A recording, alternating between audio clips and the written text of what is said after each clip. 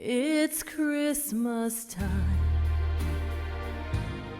It's Christmas time. Hello guys, welcome back to my channel. So apologies, this video the quality is gonna be really rough because as you can see I'm not home, I'm in my parents' house, so I'm doing the best that I can with my phone and whatever setup that I could put. But the problem is if I move too much, like you can see, you're gonna see the reflection on my glasses, so I have to hunch over so that I don't blind you guys.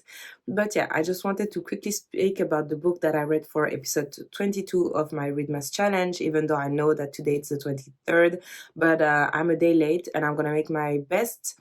I'm gonna try my best, sorry, so that tomorrow you guys can get 2 episodes on the 24th, so it's a treat of Christmas, let's say.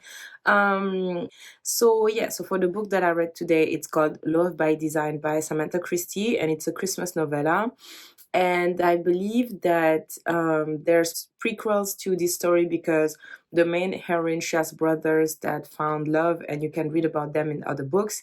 And there's also a book about the dad of the main male character.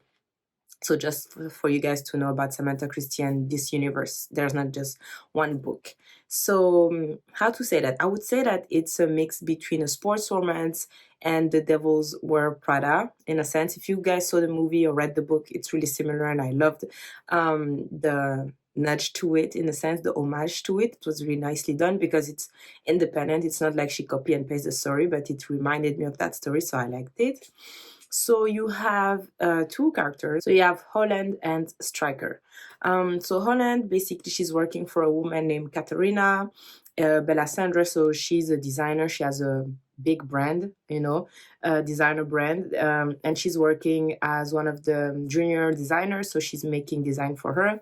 And one day, she gets called into our office because she designed a wedding dress for I think the seventh or sixth wife of her grandfather, and she made a dress that is appropriate for mature women, basically.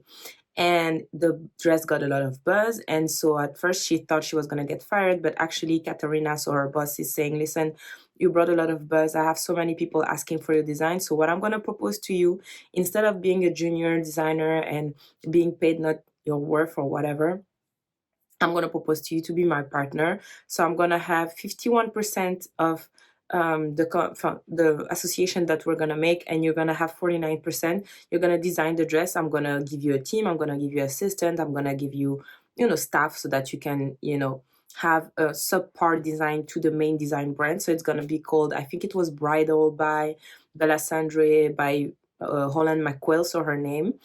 And so she would be able to prosper as a designer of her own and do a bridal line. So for the wife, for the brides and for the bridesmaids also, so just all those kind of dresses. So she said yes, obviously, and so she started working for her, and then she gets invited to more events. And for the Christmas party, the boss is saying, listen, now that you're an executive, you need a really nice date because I want you to be introduced to the world. So she said, I'm going to set you up with someone. So she thinks that she's going to send an escort boy or something like that, but she actually gets set up with a famous baseball player, is the son of some family friends of Katrina. So they just met and, instantly got along.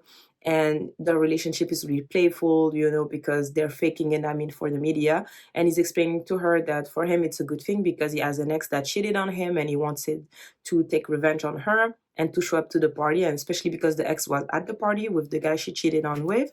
And it was a way for him to show that he didn't care about her and all of that. So it was a win-win situation for them. They ended up having a wine night stand that really happened, naturally, in the sense, because they had attraction for each other and they really got along, and it went well for them. And what I love in this book is the spice is not too much developed, it's barely glossed over, it's mentioned, as sometimes not even describing the sex scene, but just the fact that they had sex and that it went well, so you can focus on the story. I really like that because, like I said, I love spice, but sometimes if it's a Christmas story, I want to focus on the story. So yeah, they had sex. After that, Holland has one of her brother that is getting married, and her sister-in-law is also one of her best friend, and she asked the guy to be Holland's date for the wedding because she's like, you guys get along, so just come with her to the wedding because one day she's on the phone with Holland and she's on speaker, so he hears her and he says, okay, I'm gonna come. And her boss also said, I want you to bring him to the New Year's Eve party. So she's thinking that it was gonna be a one night stand. She was never gonna see him again, but they're come across multiple times and they start to develop a bond. For example, he sent her a ugly Christmas for sweater for Christmas for her to wear. He managed to make sure that she could decorate her apartment because she said to be somebody that hates Christmas and anything that has to do with Christmas. So I think it was really funny that he made her change her mind about that, about the holidays. And also she was anti-relationships. She said it can only be a one night stand, which for him, I think he would have been open to a relationship with her because first of all, she's an heiress. I forgot to mention that. So she comes from a rich family. She's not going to come after his money or his fame or be a stalker. They both come for money so they can understand. They have mutual, friends and circles that they run in. So for him, it was the perfect girl to be in a relationship with, and they're both down to earth. They're not really easily faced by money or, money hungry. So he was like, you're so nice. I don't understand why you don't want to be in a relationship. But to her, she's a bit of a commitment phobe. She doesn't want to get into a relationship, get attached, get in love. But she ends up falling in love with him because of the attention that he gets to prove and do for her. He tries to get her out of her comfort zone, make her see that there's not just work in life because she was focused on her career. That's why she didn't want a relationship. So he was like, I'm going to show you that the world is more than that.